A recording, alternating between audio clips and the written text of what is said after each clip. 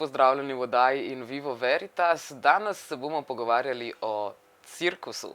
Kakšen je sodoben cirkus in na kakšen način se lahko na primer v Sloveniji ukvarjate z njim, nam bo povedala Kristina Debenjak. Lepo pozdravljena. Živja. Torej, ko si predstavljamo cirkus, verjetno veliko ljudi razmišlja o podobi Dumbota iz Walt Disneyja, kjer slončki letijo, kjer so žirafe, kjer so tigri in podobno. Ali tako izgleda tudi cirkus, s katerim se ti ukvarjaš? Sploh ne, čeprav tako iz človeških teles se da kakšnega Dumbota narediti, sestaviti skupaj, ne. Tako da so živali bolj simbolične v našem cirkusu.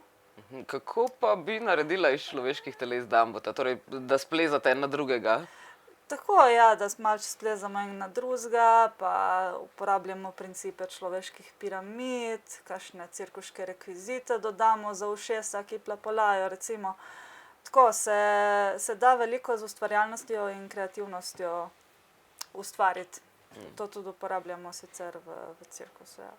Kako v bistvu izgleda cirkus, s katerim se ti ukvarjaš? Je to nekaj, kjer se potem, to se bo slišalo grdo, ampak družijo razni ljudje, od bradatih žensk do ogromnih silakov, ali temeljite pravzaprav v resnici bolj na športnem udejstvovanju, na akrobatiki? Jaz bi rekla, da ne eno, ne drugo. Tako. Predvsem cirkus, kakor ga jaz poznam, pa ta srečanja cirkuška, ki jih mi organiziramo, ali pa delavnice, so odprta prav za vse. Tako da so od malih otrok, od tet, stricev, mladih, odraslih, babice, ljudje različnih zmožnosti, višin, debelin, kdorkoli, no, lahko pride k nam in cirkus počnemo, ker nam je to fajn.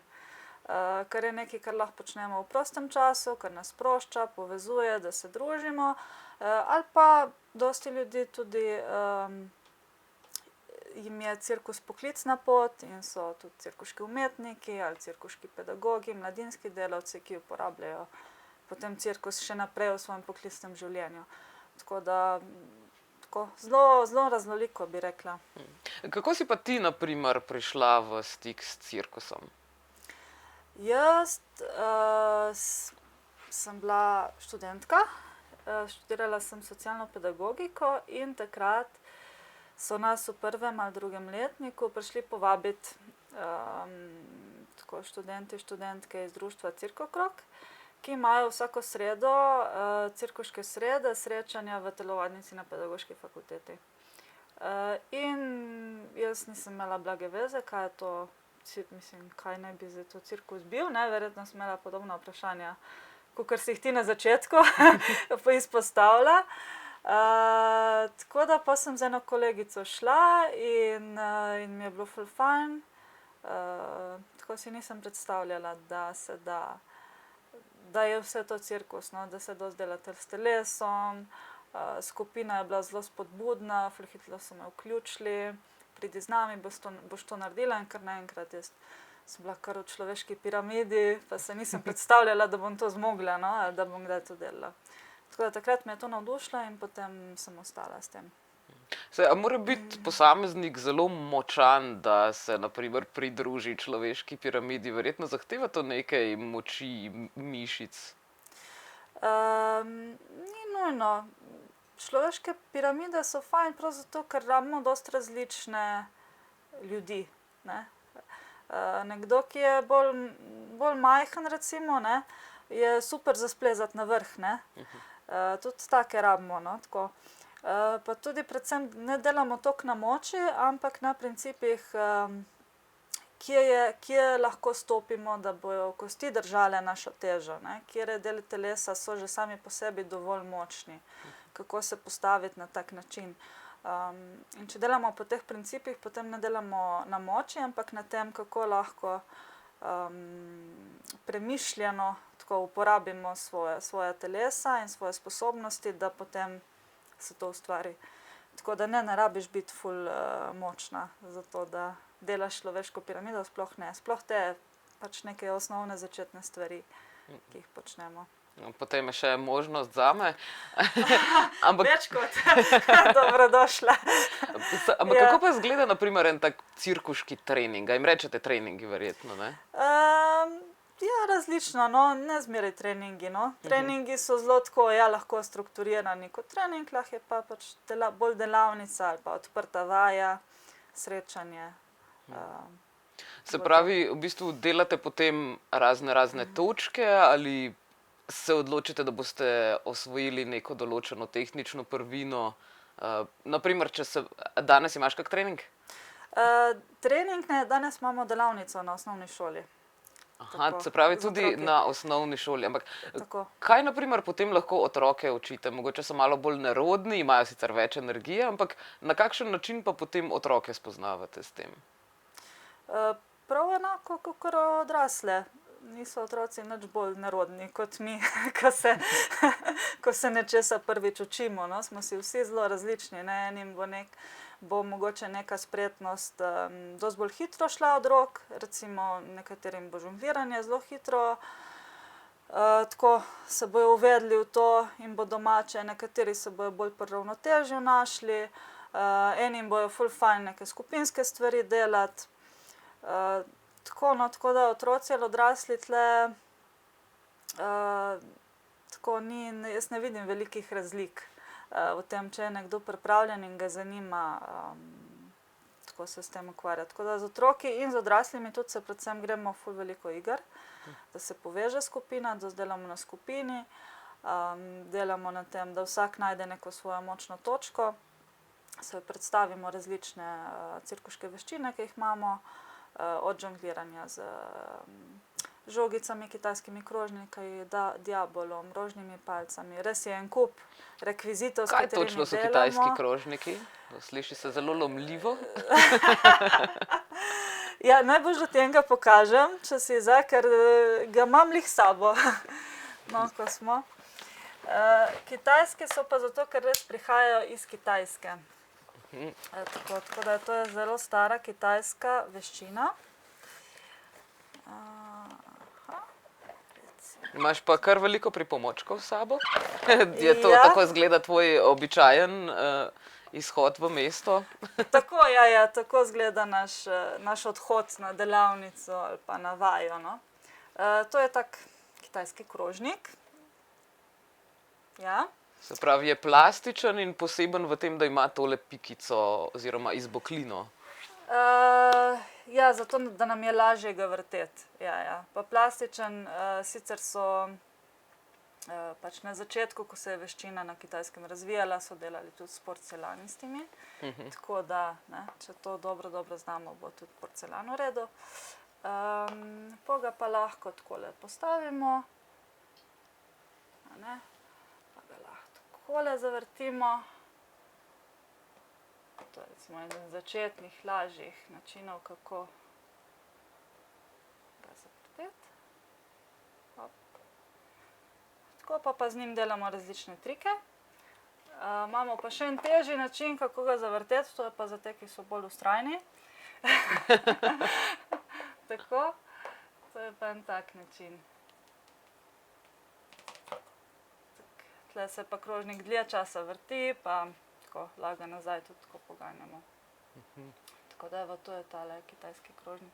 Super. Se pravi, za cirkus potrebuješ veliko pripomočkov, verjetno. Se da kaj tudi brez pripomočkov delati? Ja, se da.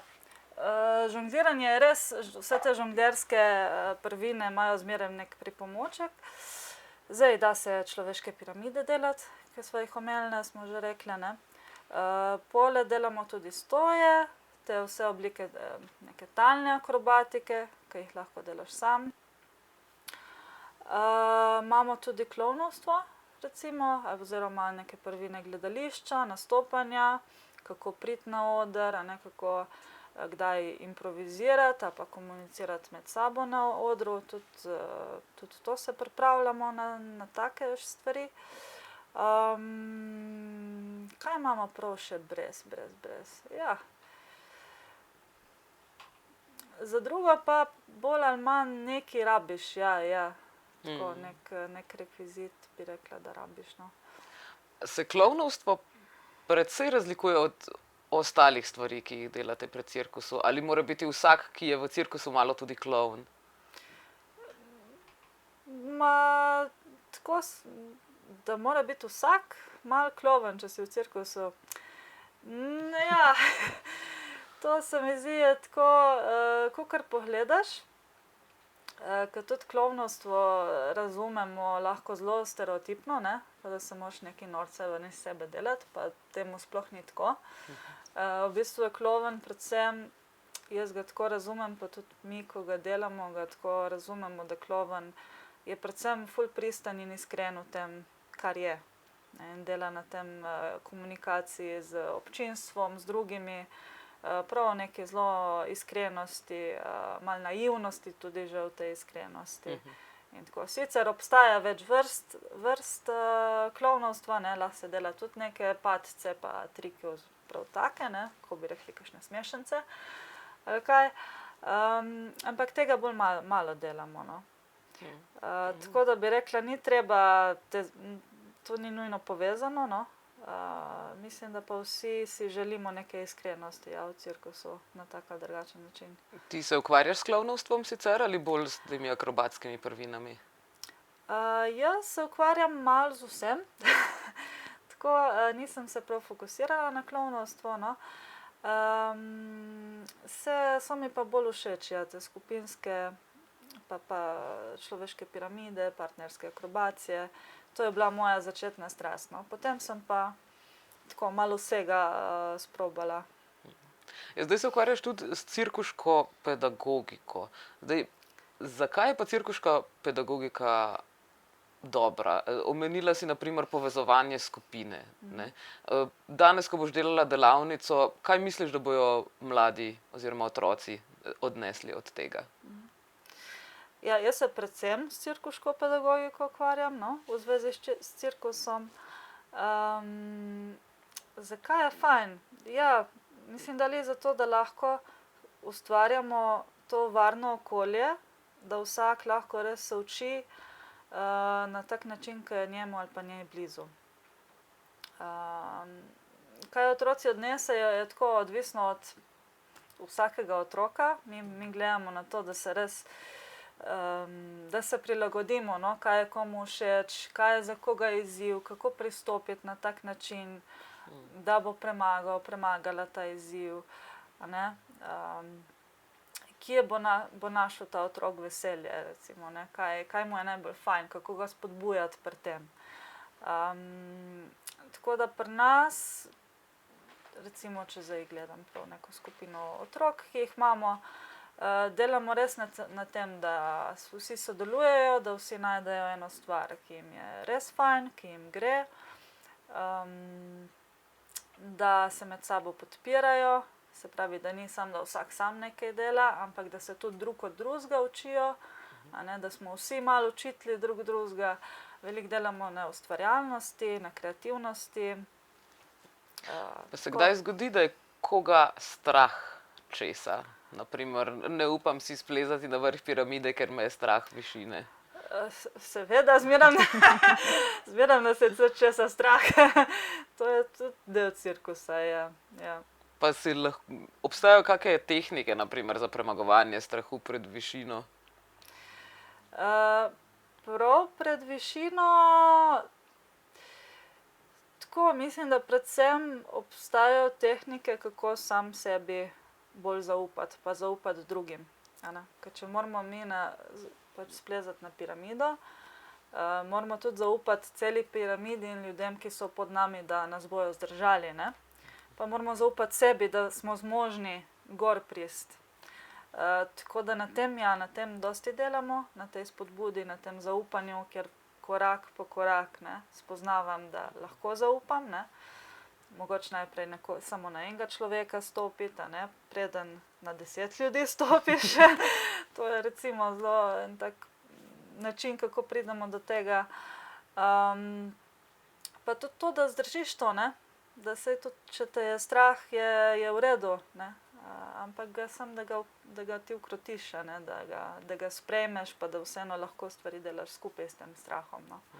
Zdaj se mi zdi, ko tako govoriš, da bi pravzaprav morali cirkus upeljati v vsako šolo, da bi se otroci malo bolje spoznali s sabo. Ne?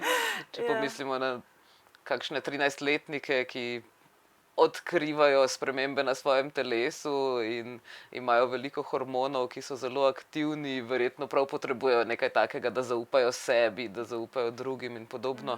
Ampak a se ti zdi, da je cirkus pri nas trenutno vse splošno sprejet, da ima mogoče kakšno negativno konotacijo, češ, a ja, s cirkusom se ukvarjaš, ne? Se ti zdi, da si kdo misli, da si čudakinja zaradi tega?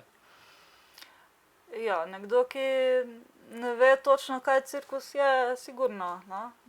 Tako. Ampak sicer kako te sprejemajo?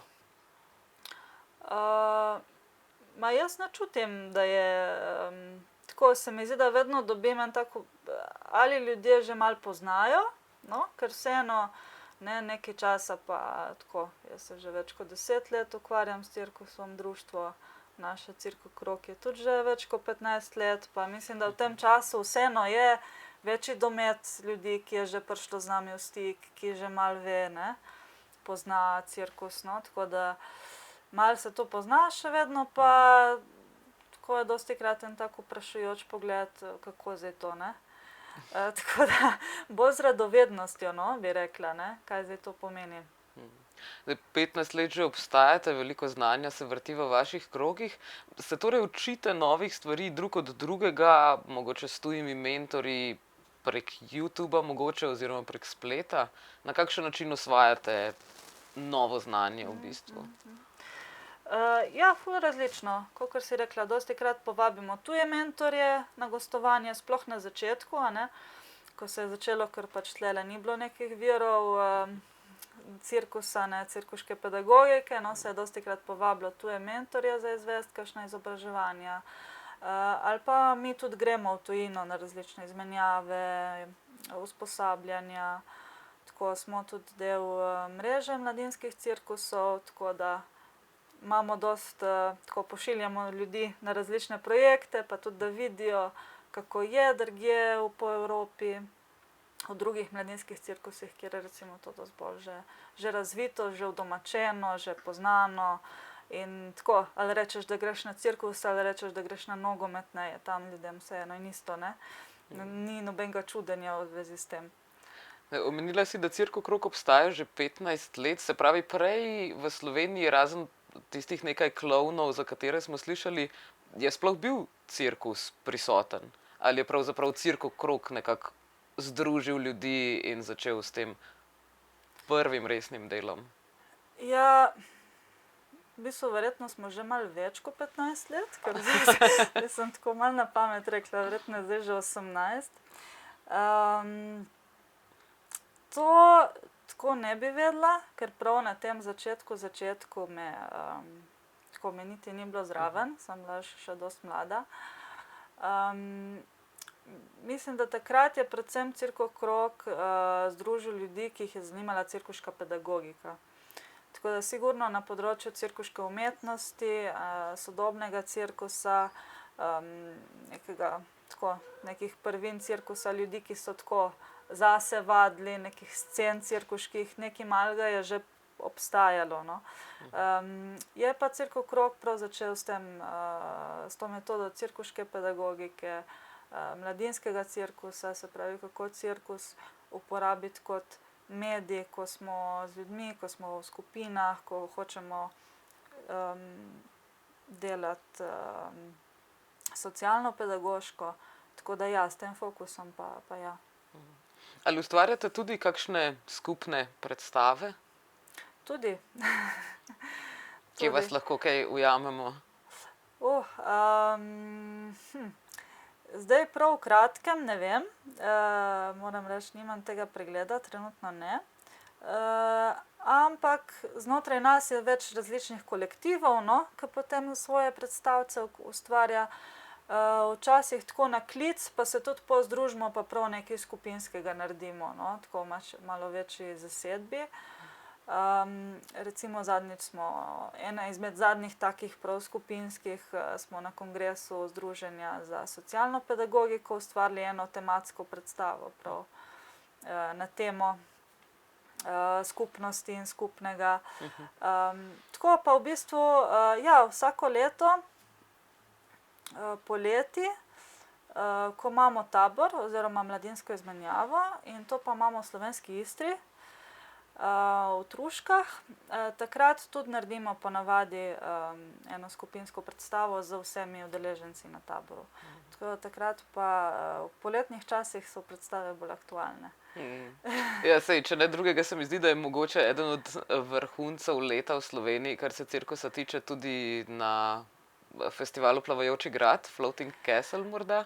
Tudi, tam tudi že vrsto let smo zraven, tako ali drugače, ali s premikajočimi se točkami, ali prav z svojo cirkuškim odrom je bil lani, tako da ja, tudi Torej, tam smo. Tja pridete na povabilo ali ste pravzaprav začeli prihajati tja samoiniciativno, ker je zabavno in potem imate še veliko pripomočkov s sabo? Začeli smo že mnogo let nazaj, ko smo se odzvali enemu klicu na delavnice. Pol pa je tako nekako sodelujemo že, kar zgodilo se je to sodelovanje, no. Tako da smo že v navezi s Plavajočim gradom tako vzajemno, bi rekla. Malo je bilo tako, kaj vi tlele delate v Kopru, spomnim ene mladinske izmenjave, ko smo jo imeli, pa smo prišli v Koper na en dogodek takrat, kjer so bili tudi ti organizatorji Plavajočega grada. Pa vi ste ful fajn, kaj to delate, lahko bi mi kaj skupaj, ne, lahko bi kaj se angažirali bolj na festivalu, no. In od takrat potem je začelo eno tako sodelovanje, da ali nastopamo, ali smo del neke scenografije, ali tako se malo z glasbeniki tudi skupaj kaj ustvarimo, kakšne točke. Tako da, ja. Zdaj, če že govoriva o Primorski, omenila si, da ste začeli tudi s primorsko sekcijo cirkusa. Kje torej deluje in na kakšen način deluje? Zdaj imamo primorsko podružnico eno leto. Deluje sicer bolj na območju Goriške, tako da sedež imamo v Novi Gorici, ampak tako si želimo delovati regijsko, bi rekla, no. Tako razumemo Primorsko zelo široko. Do Tolmina. Do Tolmina, pa še do Bovca, pa dol. Tako da v letošnjem letu imamo ena taka tedenska naša srečanja, ko ene take odprte vaje, kjer se dobivamo. Zdaj se glih organiziramo, da bi v Novi Gorici našli en prostor, ker vseeno je malo večja Nova Gorica, pa tako da bo to lažje za več ljudi priti iz tega okoliša. Rabite verjetno zelo visoke stropove? Ja, to je plus, tako da ciljamo bolj na kakšne telovadnice, ki so temu primerne. Če je pa prav sila, se da marsikaj pač prilagoditi, ne, za začetek, za prebit let. Tako, zelo radi pa tudi gostujemo naokrog, če nas kakšne šole povabijo, festivali, če bi nas povabili, mladinski centri. Tako smo odprti za sodelovanja. Zdaj se mi zdi, da se komaj prebuja to zavedanje, da je cirkus tudi malo več prisoten na Primorskem, no, tako. Imeli smo tudi v 2 osnovnih šolah tak enotedenski projekt, kjer smo z eno skupino otrok cel teden delali cirkus skupaj, pa eno tako fajn skupinco naredili. Tako, zaenkrat smo bolj na tako goriškem koncu, ker nam je bliže, no. Imamo pa, kakor sem že omenila, s tem z bolj Slovensko Istro pa že vsaj 8 let navezavo za poletni tabor, tako da smo tam vsako leto poleti. Kje pa se ta odvija? Ta se pa odvija pri Truškah na Mačjem hribu, tako da ful fajn sodelujemo tudi z društvom Mačji hrib. Ste po imenu izbirali ali čisto slučajno? Čisto slučajno smo se tako, no, smo zbrali ta prostor in smo se že takoj smo se tam počutili kot doma. tako nas ful lepo sprejemamo, ful dobro sodelujemo, vedno naredimo potem tudi ali na Mačjem hribu ali v Truškah en tak skupnostni dogodek za vse lokalce. Ponavadi naredimo predstavo pa delavnico za otroke. Tako da bo to sodelovanje še živo, no, in tudi dobrodošli, tudi mladi. No, te mladinske izmenjave pa tabori v Istri so odprte za celo Slovenijo, no, tako da dobrodošli, da se prijavite poleti, če hočete eno tako izkušnjo se naučiti z cirkusa. Tudi ti lahko prideš, če boš imela dopuste. Ja, sicer ne vem, kako je kaj z mojim ravnotežjem.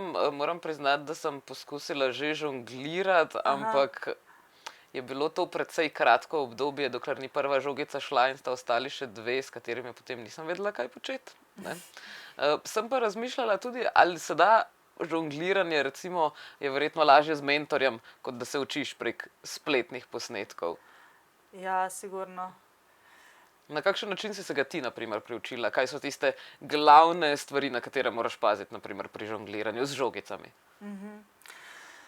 Ja, jaz sem rabila kar dosti spodbude. Mislim, da ko se učiš žonglirati, predvsem moraš se zavedati, da moraš kdaj tudi malo prespati vmes, ne. Da ne bo šlo vse tako hitro, da ne smeš obupati. Da en cilj je, da raje večkrat pomalo. Tako, raje večkrat pomalo. Pa meni je nasploh tudi zelo motivirajoče, ko skupaj se učiš žonglirati, ker res dobiš takoj en feedback pa motivacijo, tudi če ti ne gre, ne. Dostikrat so tako itak se učimo najprej z eno žogico, da dobiš občutek sploh, kako s tem novim rekvizitom, kako se obnaša, da ti se malo udomačiš. Pa je odvisna, kakšna je žogica? Je odvisno tudi od tega ali je vseeno? Ja, fajn je, da ni prelahka, niti premajhna, niti pretežka. Razen, če hočeš fitness cirkus delati. Tako da je tako fajn, da lepo pade v dlan, no, tako bi rekla, pa da so vse enako velike. To. Recimo, kakšne teniške žogice so malo prelahke, bi jih bilo za malo obtežiti, zato da res dobiš en tak fajn občutek z njimi. Zdaj tudi, če imaš malo več žogic na voljo, lahko malo sprobaš, ne, kaj ti bolj ustreza, kaj ti bolj... Ti verjetno tudi že z različno težkimi znaš žonglirati. Ja, potem, ko znaš, pol lahko tudi te variacije poskusiš, ja, se da. Pa ti je težje žonglirati, na primer, z različnimi predmeti, kot ali s različno težkimi predmeti? To bi pa zdaj mogla prav probati. Videla sem sicer, da se dostikrat tudi v parih žonglirate. Na primer, da kdo stoji zadaj in krade žogice in jih potem dodaja. Je to posebna vaja, predvsem za tistega, ki žonglira spredaj, ali gre v bistvu tukaj za neko skupno točko? To je skupna točka, ja, bi lahko rekla. Samo to je super, partnersko žongliranje je krasno, ker lahko delaš ful lepe stvari, za kar ne rabiš sama znati žonglirati. Je prav en drug princip, kako skupaj žongliraš, no, ker jih metov se učiš. Pa predvsem, če ti manjka motivacije, je to super, ker ko delaš v dveh, ne, se malo spodbujaš, pa bolj zabavno je skupaj. Tako da ja, dosti delamo tako partnersko v paru, pa tudi skupinsko se da marsikaj narediti. Tudi žonglirati? Koliko ljudi naenkrat lahko žonglira? Ja, marsikoliko, odvisno kakšen vzorec ustvariš, ne. Tule je tudi eno tako veliko žonglersko polje ustvarjalnosti, a ne, ker lahko pol skupaj ustvarimo neki vzorec, ki je lahko zelo enostaven, a ne. Predvsem, če tudi malo razmišljamo izven okvirov, no, ker vseeno nekaj je nek tradicionalni cirkus, pri sodobnem cirkusu pa se neke forme žongliranja ali pa umetnosti se razvijajo, ne, in grejo izven teh tradicionalnih okvirov, kaj zdaj mi razumemo kot žongliranje, da so samo to 3 žogice v zraku. Žongliranje je lahko tudi da nekaj zalučaš, ne, da nekaj nekomu daš na telo, da hkrati nekaj vržemo. No? Tako da tle pride ravno ta ustvarjalnost, pride ven, ne? Kaj zdaj vse lahko naredimo s tem predmetom in še vedno je to neka manipulacija, še zmeraj je to žongliranje v bistvu, ne? Tudi če zgleda prav nekaj drugega. Ali tudi tele palice s cofki, ki jih imaš s seboj, se z njimi tudi žonglira? Tudi, ja. Kaj pa Te sicer zanimajo? počneš z njimi? Ja, prosim, pokaži mi jih, ker zelo zanimivo izgledajo. Praviš, da niso namenjene Te so- ognju? Niso. To so, smo jih sami izdelali iz recikliranih gum zračnic od kolesa so. Pa reče se jim rožne palice, ker imajo take rožice na koncu, ki so obtažene. Zdaj tlele nimava lih dosti prostora za to žongliranje, ampak takole, recimo, ne, da bom par zelo enostavnih stvari, tako se malo lahko masiraš z njimi, pa jih v bistvu mečeš, pa uloviš na različne načine, no, tako.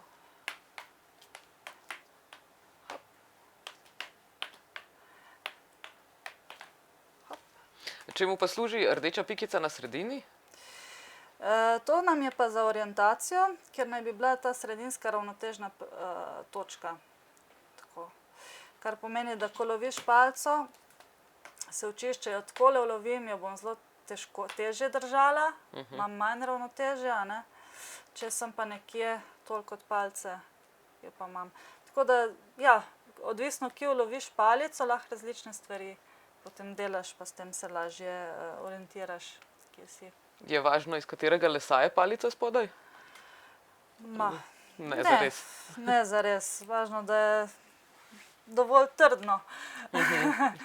Ampak mislim, da to ni tako pomembno, no. Je pa jaz, to je samo les, pa oblepljene zračnice na pravi način. Tako da to je eden izmed redkih rekvizitov, ki ga lahko tudi sami izdelamo, recimo. Ker ostalih ni možno sicer tako? Naprimer, prej si nam... Žogice lahko, ja, žogice tudi lahko. Iz česa bi pa žogice naredila? Iz riža? Ali... Recimo, ja, ene so iz riža, pa z balončki. Ene so, imam tudi tele, recimo te, ki smo govorili o teniških žogicah, ne, te so kot teniške, ampak imajo noter še obtežitev, a ne, imajo pesek noter, ja. Pesek? Zato so tudi zalimane, da pesek ne steče ven. Tako, ja, tlele je bila ena lukenca noter, pa se je to podalo. Ne vem, take stvari, kot je recimo tale diabolo, pa jih ne moramo, so pa zelo specifični, no. Saj verjetno nekdo, če bi se prav dal na to, bi ga lahko tudi izdelal, ampak mislim, da res ni tako enostavno. Tega pa ne morem pokazati, tle, ker nimava dovolj prostora.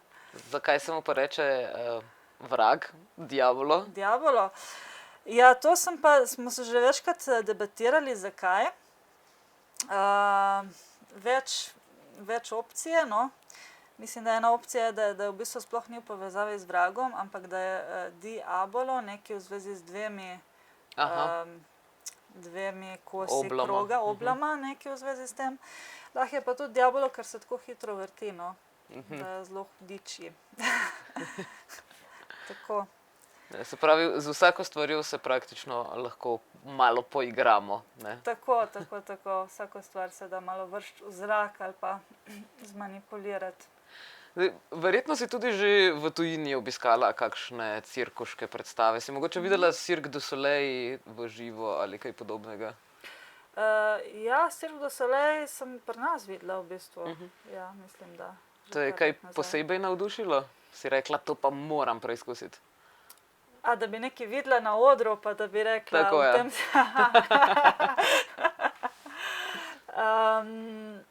Ja, mislim, da takrat potem smo poskušali neke gibalne stvari ponoviti. Ja. Ampak to je tudi super tako v cirkusu, ja, ker se na ta način tudi učiš, ne, nekoga nekaj vidiš, ko vadi ali pa v predstavi, ne, pa se zdi, to je pa ful zanimivo, da bom jaz tudi to probala, ne. Si videla sicer tudi kje drugje še kakšne zanimive cirkuške predstave? Ja, to jih je cel kup, no, tako. Ja, ker pri nas se zdi, da jih ni zares toliko opaziti. Se tebi zdi drugače ali mogoče ste res Ja. samo pač kolektivi, s katerimi sodeluješ v Cirkokrogu, si verjetno na tekočem, ampak ali je tega res veliko, ker ravno recimo ples na tkanini ne more biti v vsakem prostoru in verjetno je kar težko dobiti pravzaprav prostor, da se lahko to izvede. Ja, to je zelo res, ja. To je ful res.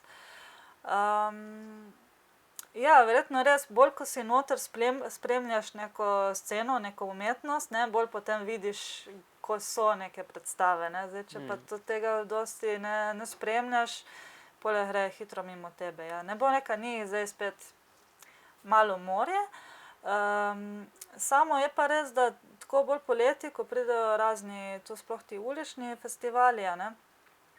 Se mi zdi, da zdaj, dandanes je cirkus ful povezan z ulično umetnostjo, no, tako da tle je dosti cirkuških predstav, ki se jih lahko vidi, no, ki so ulične v bistvu, ne, ki so v sklopu kakšnih festivalov. Pa so kje tudi še veliki šotori, ki bi označevali s plakati, da prihajajo v mesto? Ja, jaz tega tlele pa zelo redko, ne, vidim, ti prav potujoči, tako da jih ni. Imamo pa željo, no, Cirkokrog, zdaj smo že nekaj časa zbiramo za lasten cirkuški šotor. Tako da to je tudi ena izmed želj, da bi potem lahko prav s cirkuškim šotorom, a ne, si sami postavili ta prostor, kjer bi lahko imeli in predstave in delavnice in tako da to je ena taka velika želja. Zakaj pa si tako želite šotor? Šotor bi morali sami postaviti v neko telovadnico ali gledališko dvorano, lahko samo pridete? Ja, zato ker šotor ima svoj čar, če smo malo romantični, ne. Tako je vseeno priti drugače, ko vidiš šotor, ne, ko prideš v šotor, ne. To je prav neki drug občutek, ki ga ima človek, ne. To je treba reči, da ima svoj plus. Ima pa tudi svoj plus, da se lahko premika, ne, kjer bi potem pol tudi decentralizirali to, ne, da ni vse samo v neki Ljubljani ali pa v neki Novi Gorici, ampak lahko gremo v vsako vas s tem šotorom in to postavimo neki ta prostor, kar mislim, da je res ful vredno. In tudi to, da je treba šotor pospraviti in tako dalje in ga postaviti, je eno skupnostno delo, no. Je tudi del tega procesa, da smo vsi vključeni, da še koga drugega lahko vključimo zraven, da ni samo cirkus to, kar vidiš ti na odru, ne, ampak je cel proces nekaj, k čemur vsi prispevamo, no, da je to res skupnostna stvar. Torej, se ti zdi v redu ta romantična ideja, da bi živela v vozovih in potem nomadsko med mesti? Ja, za določen čas mogoče, ne, marsikdo mislim, da ima to željo, no, mislim, da ni zdaj to celoživljenjsko, ampak za mogoče 3 mesece poletja pa je ena lahko krasna izkušnja. Verjetno bi prav za vozove potrebovali tudi konje. Zdaj, konji so mogoče še edina žival, ki se resno uporablja v cirkusu. Se mogoče motim, so tudi kakšni psi zraven, ker to so vendarle živali, ki jih imamo že tako ali tako udomačene. Ja, to verjetno, zdaj na to se res ne spoznam, ker mi sploh se ne ukvarjamo z živalmi na ta način, da bi one bile del cirkusa pa nastopale v cirkusu, ne, pa nismo tradicionalni cirkus. Tle pri nas tudi, razen če res, ne, nekdo prav pride tako s tem velikim cirkuškim šotorom, kar je dandanes zelo redko, ne vem. Tako da tega področja zares toliko niti ne poznam. Sem pa kdaj že videla, ja, tako v Angliji sem bila zdaj jeseni, kjer so v tem ogromnem cirkusu tudi s konji imeli točke, ker to je tudi ena izmed zelo tradicionalnih cirkuških veščin, a ne, konji v galopu pa gor ljudje, ki stojijo pa skačejo pa tako dalje. Tako da se, ne, pa tudi v Franciji sem že videla točke s psmi ali pa z mačko, recimo, ne, kakor si rekla.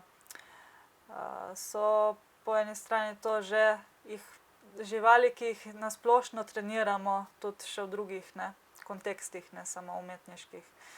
Tako da mogoče res.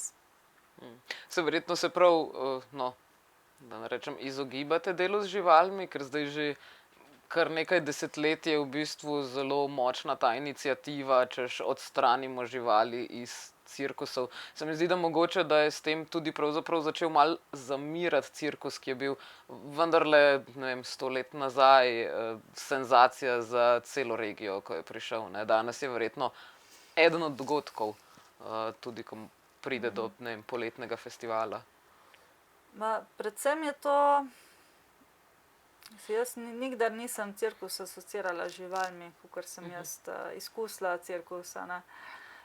In mislim, da je tle ena velika razlika, ker nekaj so tradicionalni cirkusi, ne, ki so, kakor jih asociiramo, potujoči, ki so z živalmi, ki grejo iz roda v rod tudi, ne, so zelo družinski, kjer so cirkuški triki zaviti v tako skrivnosti, ne. Tako, no, in to je prav ena posebna, res tradicionalna pač vrsta cirkusa, tradicionalnega cirkusa, ki je zelo specifična in ki dandanes, ja, zamira tudi, ne. Ki je imela tudi eno prav drugo družbeno funkcijo takrat, ne. Takrat je bil res tudi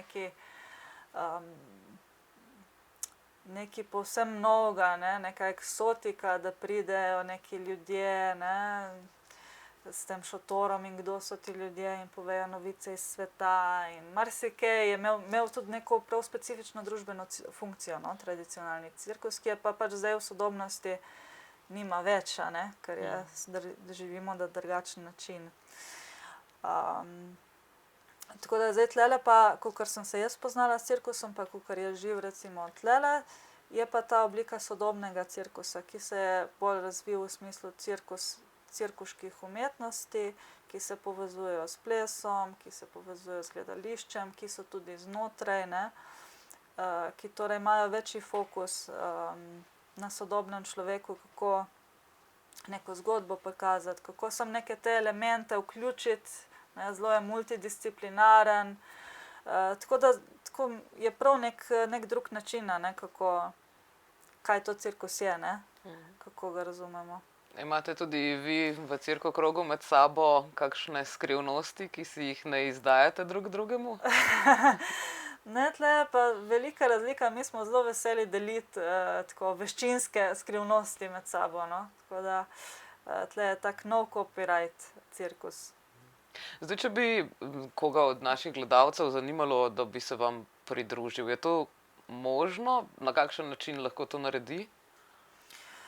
Ja, vsekakor, mi smo zmeraj veseli novih ljudi. Najboljše, da nam pišejo kakšen mail, pišejo kakšno sporočilo. Imamo spet spletno stran Cirkokrog, kjer je tudi razdelek prav Primorska podružnica. In potem tam je tudi telefonska številka Metke, mislim, da, ki potem da lahko vse informacije, kje, kdaj se dobivamo, da smo bolj v navezi, pa tudi na e-mail smo zelo odzivni, no, tako, če bi radi nas kontaktirali. Torej tudi šole za delavnice vas kontaktirajo prek spleta ali imate na primer zdaj že na enih šolah tradicionalne vsakoletne delavnice? Ja, ponavadi nas preko spleta kontaktirajo, so pa določene šole, ja, kjer prihajamo vsako leto, ali pa take, kjer izvajamo prav tedenske delavnice, to je tudi preko kakšnih občinskih projektov, no, se zgodi. Tako da zelo različno je. Smo pa zelo veseli, ja, povabila v različne prostore in kraje in tako. Verjetno že sam drugačen prostor vas zabava, ko ugotavljate, kako ga izkoristiti sploh? Tudi, pa drugačni otroci, drugačni mladi, drugačni odrasli. Ste prišli že kdaj na kak prostor, ki je bil res majhen, pa niste vedeli, kaj točno narediti tam? Seveda, tudi to se zgodi. Tudi to se zgodi, no, pa smo tudi mojstri prilagodljivosti. Čeprav je boljše imeti dobre pogoje, ne, tako samo moram reči, da včasih se moramo tudi znajti, no, tako da se uporabi kakšen hodnik, kakšno jedilnico, se gre malo ven, Tako, no. Malo mešano torej. Tako, ja, se razdeli v manjše skupine. Tako da. Zdaj, s sabo si prinesla veliko enih pripomočkov. Imaš najljubšega med njimi mogoče? Zdaj bi pa težko enega najljubšega izbrala, po pravici povedano. Torej ne namenjaš več časa samo enemu, ampak se z vsemi malo Ja, kar izmenjuješ. se tiče žonglerskih, prav res, ja. Prav malo tako, ja. Zdaj, ko se recimo lotiš cirkusa, ali prihajate na treninge oblečeni športno, torej kratke hlače, kratka majica, ali je vseeno? Ja, kakor kdo. Sigurno je plus, da si oblečena komot. Tako. Odvisno, kaj počneš, no, tako bomo rekli. Je pa fajn biti komot, no. Ne nujno tako kratke hlače, ne, ampak neke komot hlače, da se lahko premikaš. Si preizkusila mogoče trapez? Tudi. Tam verjetno moraš imeti kratke hlače, da se dobro primeš, ali tudi ne? Ne, pri teh zračnih je pa fajn, da imaš dvojne hlače. Čemu? Ker je to zelo boleče. Ja. Tako da, ja, vse te zračne stvari znajo biti kar tako, no, kar boleče za telo, za kožo, zato je fajn, da imaš dva sloja. Tako, pa ponavadi je fajn imeti ne preveč širokih stvari, ne, da se ne zapletajo not, recimo. Tako da zato. Zdaj, na začetku sva rekli, da ne rabiš biti prav zares močen, ampak za trapez pa verjetno vseeno rabiš nekaj moči, vsaj če sta dva človeka, oziroma da se sploh obdržiš gor. Ja, sigurno za nek začetek so ene veščine, ki pole zahtevajo več moči, ne, seveda, ne. Sam za nekaj začeti, se mi zdi, da začneš tam, kjer si, ne. Pa če nimaš moči, to ugotoviš, ne, izvajajo, dobiš več moči, se ustvari in tako naprej, ne. Tako da bi rekla, da ni zdaj to pogoj, da ne moreš začeti, če nisi dovolj močna, ne. Ti vedno lahko začneš. Ne, pa se da, ker tudi, če začneš delati s trapezom, okej, boš prvič mogoče, ne, naredila te stvari bolj v easy, pa se bo prilagodilo glede na to, kjer si v tistem momentu ti zdaj, ne. Seveda, če pa hočeš naprej ti vaditi trapez, ne, pa nekaj več delati na njem, ja, boš tudi postala bolj močna, ne, če boš vadila, tako da. Saj, kako pa pridete sploh do trapeza? Se to da v vsako telovadnico postaviti, ali ga nosite s sabo, ali kje že obstajajo? Ja, zdaj pri trapezu in vseh teh zračnih, ne, prvinah, to je pač problem, ker je tako fajn, mora biti res vpeto varno, ne. Zato ni to najbolj premična stvar, no. Ni to najbolj premična stvar. V enih telovadnicah tulele v Ljubljani, v enih prostorih so narejeni ti privezi. Drugače pa imamo s sabo tudi zračno konstrukcijo, ke sicer pride bolj prav tako za jo zunaj postaviti, ne. To pa je prav temu namenjena konstrukcija, ki se jo postavi, da se potem lahko gor recimo upne stvari.